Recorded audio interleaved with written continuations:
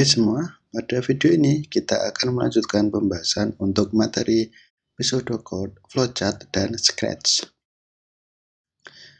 Kita sudah tahu bahwa algoritma itu harus disusun dengan runtut, jelas, dan mudah dipahami. Output yang dihasilkan sesuai dengan yang diinginkan. Untuk mempermudah penulisan algoritma, ada beberapa notasi yang bisa kita lakukan. Yang pertama adalah pseudocode. Pseudocode merupakan cara penulisan algoritma yang hampir menyerupai bahasa pemrograman. Namun, pseudocode ditulis lebih sederhana dengan menggunakan bahasa baku yang mudah dipahami oleh manusia. Tidak ada standar penulisan pseudocode, yang penting jelas, runtut, dan mudah dipahami.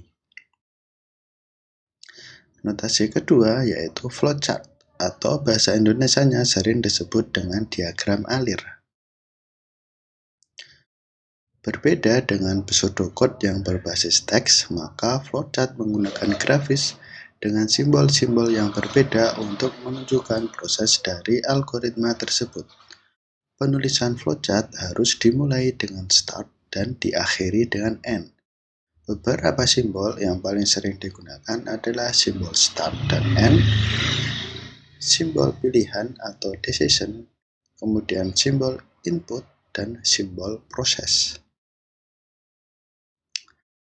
Ini merupakan contoh penulisan pseudocode untuk algoritma membuat roti isi jelly. Kita punya judul namanya algoritma membuat roti jelly. Kemudian kamusnya itu berisi input yaitu roti tawar dan jelly. Kemudian pada submenu algoritma itu berisi urutan atau langkah-langkah dalam membuat roti jelly. Misalkan yang pertama, buka bungkus roti, keluarkan roti dari bungkus, letakkan 2 potong roti hingga selesai pada roti siap dimakan. Kemudian yang ini adalah bentuk dari flowchart-nya. Penulisan flowchart itu hampir mirip dengan penulisan pseudocode, cuma kita sekarang menggunakan simbol-simbol yang sesuai dengan fungsinya. Misalkan jika simbol proses itu berbeda dengan simbol input, kemudian jika ada simbol pilihan itu juga harus memiliki 2 anak yaitu ya dan tidak.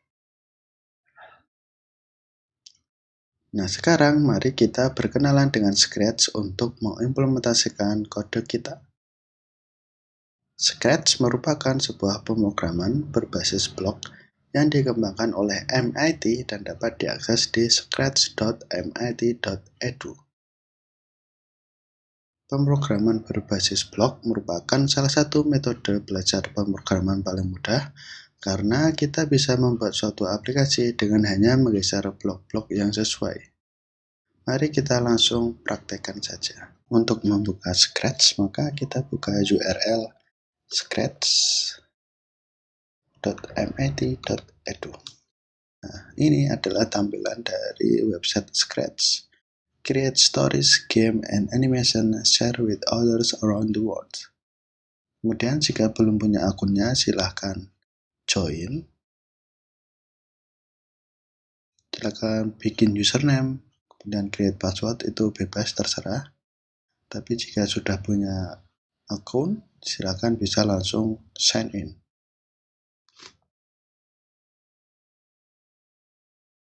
Nah, setelah sign in, maka tampilan kita akan berubah seperti ini. Untuk membuat sebuah game atau animasi, maka kita klik create. Kita tunggu sampai creating project-nya selesai. Nah, ini adalah tampilan dari editornya Scratch. Jadi di bagian sebelah kiri ini ada event. Event itu bagaimana kita akan menyusun blok-blok ini menjadi sebuah urutan algoritma. Kemudian pada bagian tengah sini adalah ini editornya kita. Jadi kita tinggal geser dari sini ke tengah. Nah, seperti itu.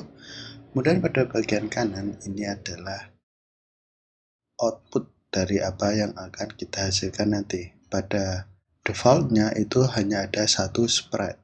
Jadi karakter kucing ini itu dinamakan dengan sprite. Kalau mau menambah bisa pakai logo yang berada di sebelah bawah ini. Misalkan mau menambah dengan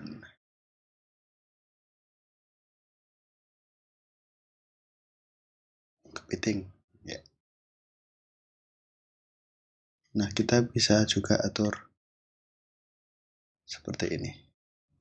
Jadi sekarang kita punya dua sprite. Dan kita juga bisa membuat sebuah backdrop. Misalkan berada di sebuah halaman aja, ya. Ini ada kucing dan kemudian ada kepiting. Sekarang bagaimana untuk menganimasikan kedua sprite ini? Yang pertama, kita harus mencari blok yang akan kita gunakan. Contohnya, kita pilih event, kemudian kita drag yang blok when bendera hijau klik. Jadi ini maksudnya adalah ketika bendera hijau ini diklik, maka program akan dijalankan.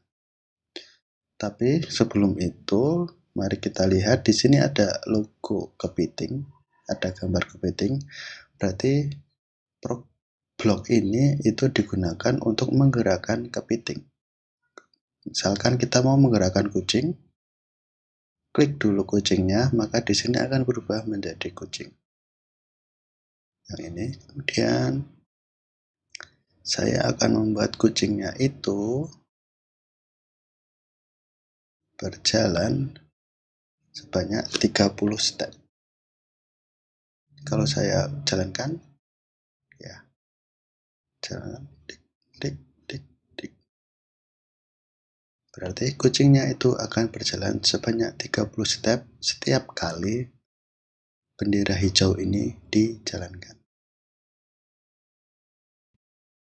Kita juga bisa membuat sebuah percakapan, misalkan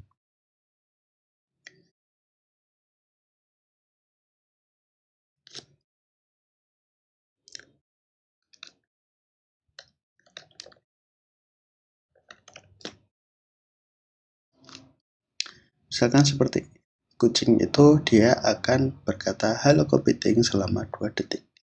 Mari kita coba. Halo kepiting kemudian menghilang karena sudah 2 detik. Selain itu kita juga bisa membuat suara.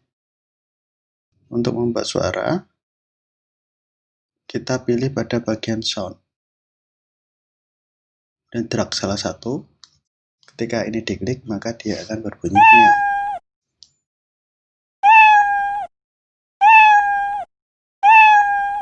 Nah, seperti itu untuk memunculkan efek suara.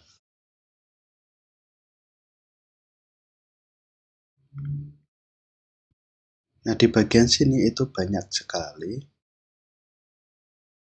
kode-kode yang bisa kita gunakan. Nah, kalian bisa belajar melalui menu tutorial di sini. Misalkan ini mau membuat story atau membuat game. Di sini juga bisa menganimasi sebuah karakter, bisa membuat sebuah pong game atau game pingpong, mengarahkan karakter menggunakan tombol arah. Nah, sekarang silahkan kalian belajar menggunakan tutorial di sini. Kemudian, bagaimana cara untuk mengumpulkan tugasnya atau men-share project ini? Jadi pertama kita harus isi namanya, silakan isi dengan nama kalian dan NIM. Arif, kemudian klik share.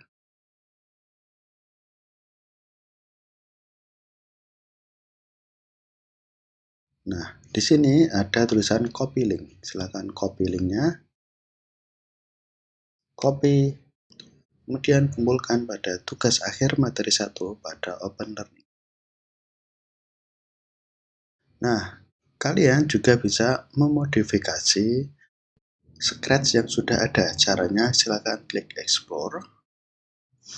Di sini akan banyak sekali Scratch yang sudah dibuat oleh user Scratch dari seluruh dunia. Misalkan saya sembarang aja pilih yang ini.